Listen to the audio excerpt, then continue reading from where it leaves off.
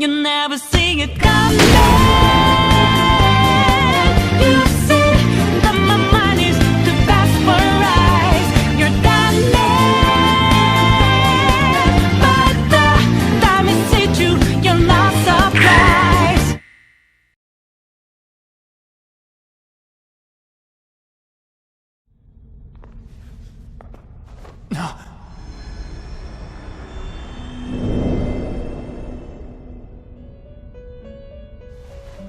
Trickster, welcome to my velvet room. The Persona series derives its name from the psychological concept of persona. The idea of persona, both in the game and in its real-world counterpart, is that we adopt different identities, faces, or personas depending on the situation we find ourselves in as a survival mechanism. The face you put on while you're at work or school may be very different from the face you put on when you're with friends. We put on these different personas because we want to present ourselves to others in a specific way and control the impression we leave on others. But just because someone adopts a persona doesn't mean that people read it the way it's intended. In any sort of interaction, people not only look at the person right in front of them, but also bring with them their own set of preconceived notions that inform how they perceive others. This means that how people interpret you may be wildly different from how you choose to present yourself, and sometimes that can lead to complications when what people expect of you is contradicted by what you actually do.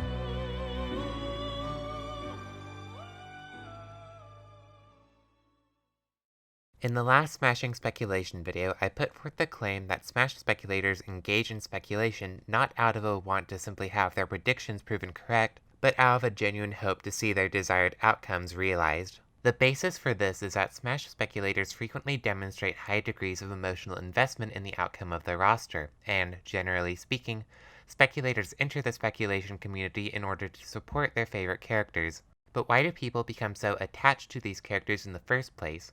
Some of that may be explained by...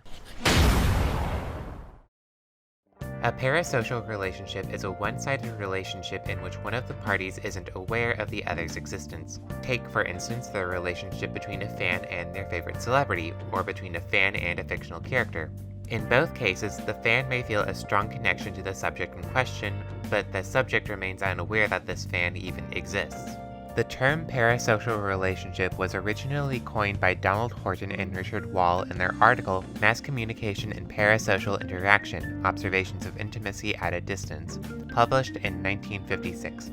According to them, one of the striking characteristics of the new mass media, radio, television, and the movies, is that they give the illusion of face-to-face relationship with the performer. The most remote and illustrious men are met as if they were in the circle of one's peers. The same is true of the character in a story who comes to life in these media in an especially vivid and arresting way. According to communications professor Tyler Hartman in the Routledge Handbook of Media Use and Well-Being, parasocial relationships tend to closely resemble orthosocial relationships, that is, normal relationships, and as such can take a wide variety of forms, reaching from extreme worshipping to normal romantic relationships and friendships to more negative relationships qualified by indifference or even antipathy towards the mediated other. The concept of parasocial relationships is naturally suited for fandom studies as it encapsulates the connection between a fan and the subject of their fandom. Fans frequently form strong connections with people or characters through their one-sided interactions with them, and consequently develop a parasocial relationship with them.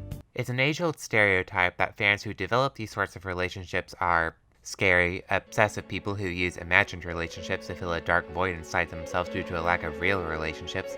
Again, the word fan derives from the word fanatic, but this conception of fans is generally regarded as outdated. In fact, parasocial relationships have been observed to have numerous positive attributes. Because of their similarities to orthosocial relationships, parasocial relationships often provide much of the same emotional support that ordinary relationships offer.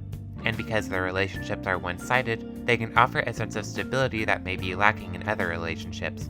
According to Hartman, the formation of parasocial relationships benefits from the often regular, reliable, and stereotypical appearance of mediated others.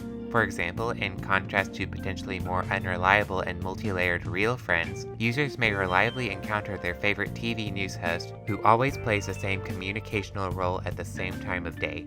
So how is this relevant to Smash speculation? As stated previously, part of what makes Smash speculation so intense is the degree of emotional investment on the part of those who participate in it. Smash fans frequently get very passionate about the characters they support, and seeing one of their favorite characters make it in is extremely exciting. In that regard, parasocial relationships offer an explanation as to why this emotional investment is so strong. And while most of the original research on parasocial relationships examines earlier forms of media like television, video games offer just as much potential for parasocial relationships to form, if not more so. Video games are fundamentally an interactive form of media, where players can take an active role and form their own unique experiences. This lays the groundwork for players to form strong parasocial relationships with the characters they encounter along the way.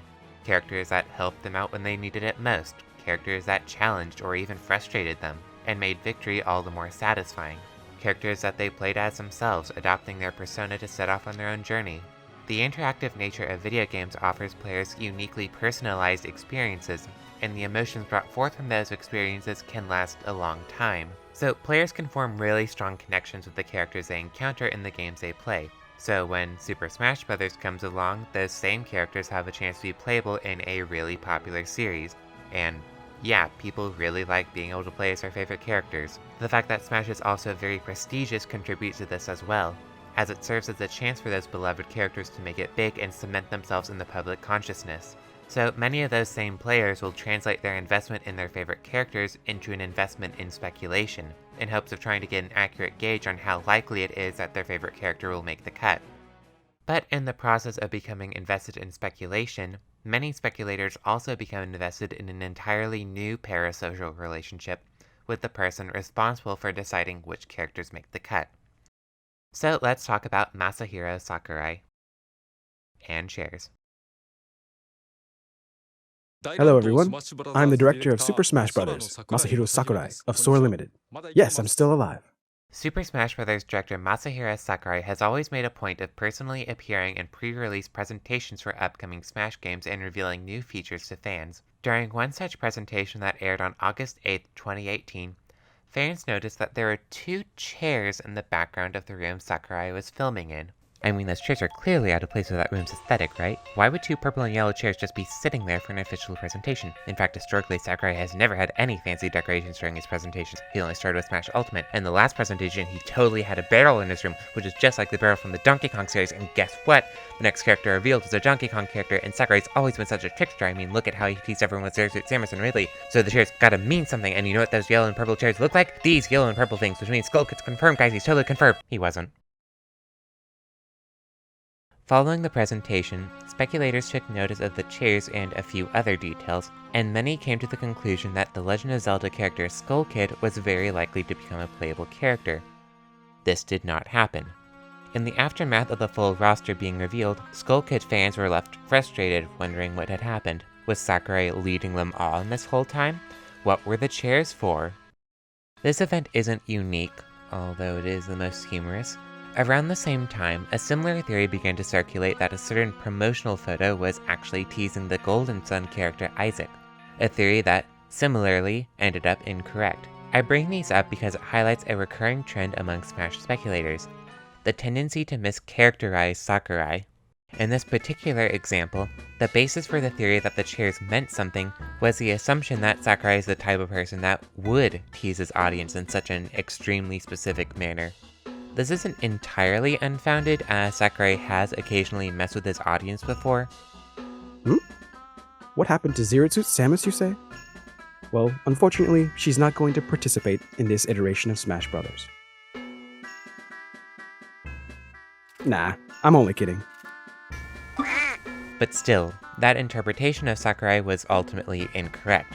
There's no indication that Sakurai would ever deliberately set up completely irrational furniture choices. There's no indication that Sakurai would ever deliberately set up specifically colored background furniture just to foreshadow an upcoming character.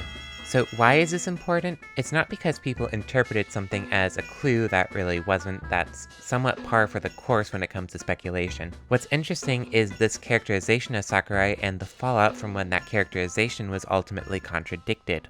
It's important to understand that in Smash Speculation, if you're hoping to try and accurately gauge which characters are most likely to be added to the roster, the best way of doing so is to go right to the source. Much of Smash Speculation centers around poring over what info we have about Sakurai to try and deduce his thought process, methods, and criteria for selecting characters in order to predict which characters he'd choose next.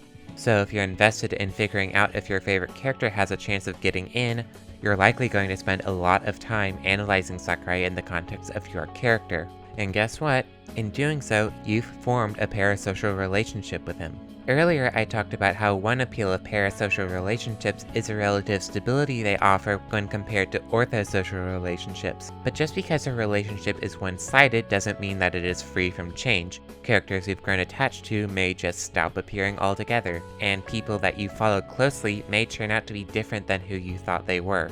The thing is, any sort of public figure is putting on a persona for their audience. They're presenting only a fragmented version of themselves, and it's that image, that persona, that people form parasocial relationships with. And when you only have an incomplete picture, once more of that picture is revealed, it may not quite match up with the picture you became attached to.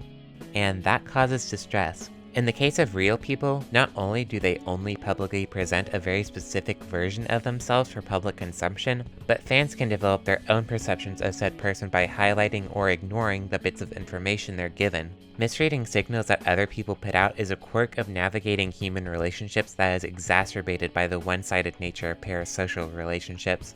So in Smash Speculation, you have dedicated fans engaging in a parasocial relationship with Sakurai in hopes of deducing their character's chances, but it's a relationship that people engage in for a utilitarian purpose. Smash speculators aren't interested in Sakurai himself so much as they want to know what he's going to do to their favorite characters. So, consciously or not, that colors how they perceive him. Speculators may read into things that favor their chances and develop their own unique characterization of Sakurai that later gets contradicted. In the case of Skull Kid and Isaac fans, many were dismayed that their theories about Sakurai teasing them with vague foreshadowing proved fruitless, while others remained convinced that their original interpretation was correct, and consequently that Sakurai was maliciously toying with them. And, that's not great. In a way, it's inevitable that Smash speculators will develop strong feelings regarding Sakurai. Given how much import is given to a character making it on the roster, including the possibility of said character disappearing entirely if they don't make the cut, Sakurai is basically playing God with the favorite characters of millions of fans. That's not an enviable job to have. But when dealing with any parasocial relationship with a public figure, you need to recognize that there's a person beneath the mask, that you may not know them as well as you think, and that you may be holding them to unrealistic standards. Parasocial relationships can be a source of real emotional comfort, whether it's with fictional characters or real people, but it's important to never mistake one for the other.